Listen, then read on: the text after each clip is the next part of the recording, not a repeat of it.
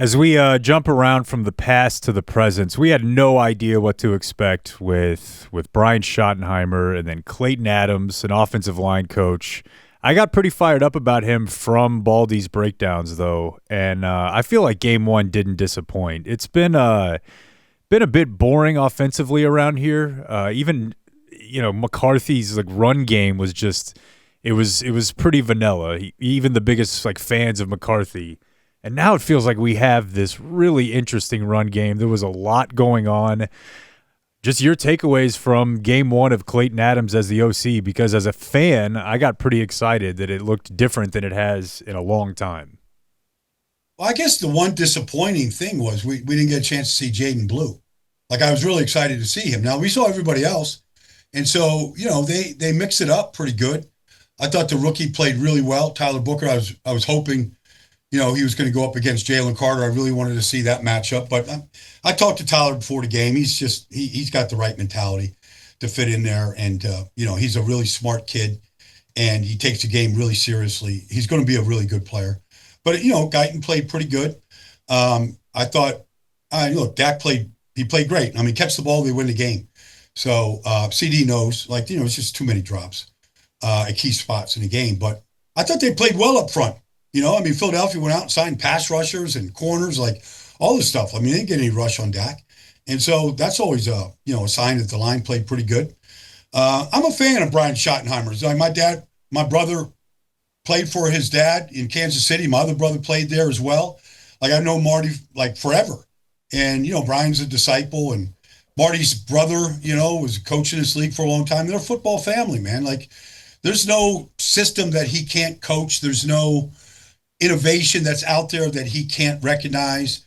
So I don't know. I think there's going to be. I thought Kellen Moore was great the year that he was there. I have to be honest with you, but that was just 1 year. So, or I guess maybe just 1 year. I forget. But anyways, I think Brian's going to be fine. That was encouraging what they did last week. And they get the Giants team coming to town that that was god awful, just awful on offense. Defensively, they played pretty good. They kept them in the game all game last week.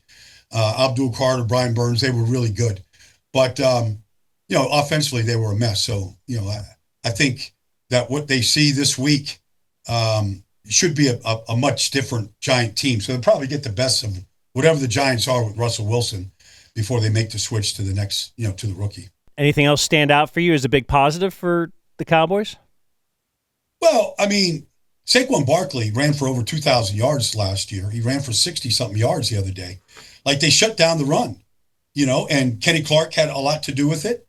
But I thought, Eziraku played really well. I thought the young guys, Sam Williams, Marshawn Neal, and I thought all those guys played good up front. I think he had one run of 16 yards, but they didn't have any explosive plays against him. He had the one pass play down the field to Dotson. They played an umbrella look on the back end and challenged the Eagles, and they really didn't challenge them.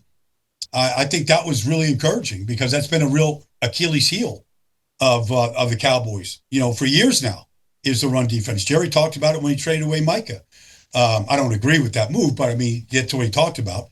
And their run defense was excellent because that's a very good offensive line. They have the same four starters that won a Super Bowl a year ago, new right guard. Other than that, it was the same guys up front, and they shut Saquon down. So I don't know how anybody couldn't be encouraged by that.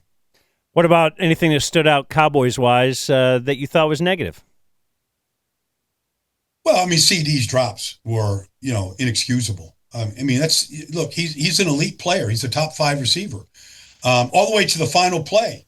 He's beating Cooper DeJean down the field. They got the right play called. It's a wheel on the outside. They got a switch route out there, and he drops it. CD's got to catch that ball 98 out of 100 times. It's perfectly thrown. And maybe it's a different game if he catches that one. But the drops were bad. I don't know. You know what I was thinking about? Because I've seen this online a little bit, and I know you do the breakdowns. A little bit of criticism of George Pickens' effort in certain areas. Well, George is, he's not a great route runner. It's not his thing. He's a great jump ball catcher.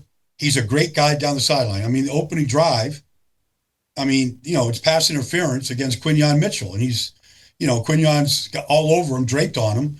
And that's kind of George Pickens' spot is, go routes, bisecting the numbers and the sideline. And you throw it out there like he comes down with a lot of those big time catches. But he's not a guy that's going to route you up. He's not a guy that's going to necessarily double move you. That's really not his game. He's just a very acrobatic receiver. And sometimes it can look like he's lackadaisical like that, I guess. But that's kind of how he plays the game.